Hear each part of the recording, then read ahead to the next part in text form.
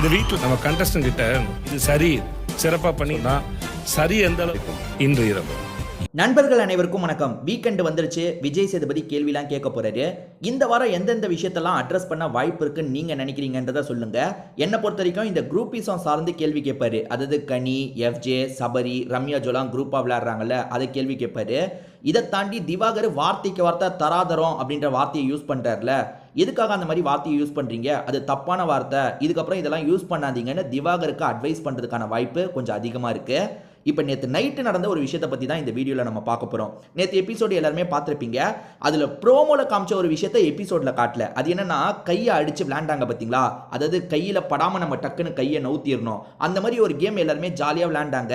எதுக்கு அதை எபிசோடில் காட்டணுன்றதுக்காக காட்டாமல் விட்டுட்டாங்க போல. அந்த நாள், அதாவது நேற்று நைட்டு நடந்த விஷயம் தான் இது. அது என்னன்னா, வினோத் வந்து கமருதீனுக்கு அட்வைஸ்லாம் பண்ணிட்டு இருக்காரு. கமருதீனை பொறுத்த வரைக்கும் ஏறக்குறைய 30 வயசு ஆயிடுச்சு. கல்யாணம் பண்ணோன்ற ஐடியாவில் இருக்காரு போல. ஆனால் கல்யாணம் பண்ணுறதுக்கு எனக்கு தயக்கமாக இருக்குது அப்படின்ற மாதிரிலாம் கேட்குறாரு. அதுக்கு வினோத் இருக்கார்ல, நானும் அப்படி தான் இருந்தேன், ஆனால் கல்யாணத்துக்கு முன்னாடிலாம் இஷ்டத்துக்கு நான் செலவு பண்ணுவேன், காசை சேர்த்து வைக்கிற பக்குவமே கிடையாது, என் லைஃபே ரொம்ப மோசமாக தான் போயிட்டு இருந்தது, என்னைக்கு கல்யாணம் நடந்ததோ அதுக்கப்புறம் தான் லைஃப் சூப்பராக மாறுச்சு, நீ கல்யாணத்தை நினச்சலாம் ஒரி பண்ணாத, சூப்பராக போகும், கவலையே படாது அப்படின்ற மாதிரிலாம் சொல்லிட்டு இருக்காரு. அதாவது கல்யாணத்துக்கு அப்புறம் தான் பொறுப்பெல்லாம் எனக்கு வந்தது, நிறைய காசெல்லாம் சேர்த்தேன், உனக்கு நான் அட்வைஸ்னால் என்ன தெரியுமா பண்ணுவேன், நீ இப்போத்துலேருந்தே கொஞ்சம் காசெல்லாம் சேரு, அதேமாதிரி நீ கல்யாணம் பண்ணுறல, அந்த கல்யாண ப்ராசஸ்க்கு ரொம்ப காசை செலவு பண்ணாதுன்னு சொல்கிறாரு. இது ஒரு நல்ல அட்வைஸுங்க. என்ன சொல்கிறாருன்னா, இப்போ கல்யாணத்தை ஆடம்பரமாக பண்ணுறேன்ட்டு 20 லட்சம் 30 லட்சம்னு செலவு பண்ணுவாங்கல்ல, அந்த கல்யாண செலவுக்கு நீ ரொம்ப பண்ணாத, ஓரளவுக்கு சிம்பிளாகவே கல்யாணத்தை முடிச்சிரு, அந்த நீ கல்யாணத்துக்கு பண்ணலான்னு ஒரு காசு வச்சிருக்கல, ஒரு 20 லட்சமோ ஒரு 10 லட்சம் 20 லட்சம் 30 லட்சம் ஏதோ, அதை வந்து லீஸுக்கு யூஸ் பண்ணுறதுக்கோ இல்லை ஏதாவது ஒரு இடம் வாங்குறதுக்கோ யூஸ் பண்ணிக்கோ, அதுதான் வந்து புத்திசாலித்தனம். இந்த விஷயத்தை மட்டும் கவனமாக பண்ணு. அதே மாதிரி கல்யாணம் பண்ணால் என்ன ஆகும், கண்ட்ரோல் போயிடுமா, அப்படி ஆகிடுமா இப்படி ஆகிடுமான்லாம் பயப்படாத, லைஃப்லாம் நல்லா தான் இருக்கும், என்னையே பாரு, எனக்கெல்லாம் கல்யாணம் பண்ணதுக்கப்புறம் தான் நல்லா இருக்குது, இப்போ ஒரு நிம்மதியான வாழ்க்கை இருக்குது அப்படின்ற மாதிரிலாம் நிறையா சொல்லிட்டு இருக்காரு. சரி சரின்ற மாதிரி கமருதீன் கேட்டுட்டு இருக்காரு.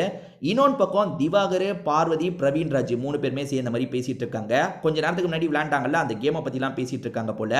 ஸோ எதனால் அந்த கேமை வந்து ப்ரோமோவில் காமிச்சிட்டு எபிசோடில் காட்டலன்னு தெரியலங்க. ஒருவேளை இன்னைக்கு எபிசோடோட ஸ்டார்டிங் சீனாக அதை கனெக்ட் பண்ணக்கூட வாய்ப்பு இருக்குது. ஏன்னா நேற்று நான் பார்த்தேன், எபிசோடு ஃபுல்லாக பார்த்தேன், அதில் வந்து அந்த கேமை காமிச்ச மாதிரியே இல்லை.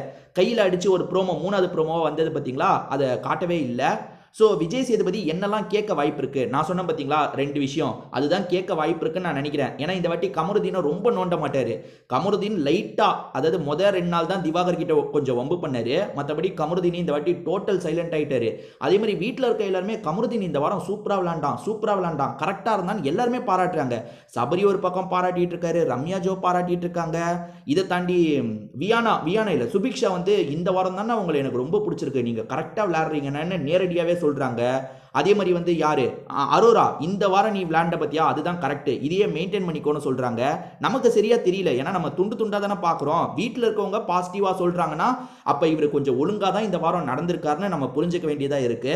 இதை பத்தி நீங்க என்ன நினைக்கிறீங்க அப்படின்ற உங்களோட கருத்தை கமெண்ட் செக்ஷன்ல ஷேர் பண்ணிக்கோங்க. திரும்பி வேற ஒரு வீடியோல நம்ம சந்திப்போம்.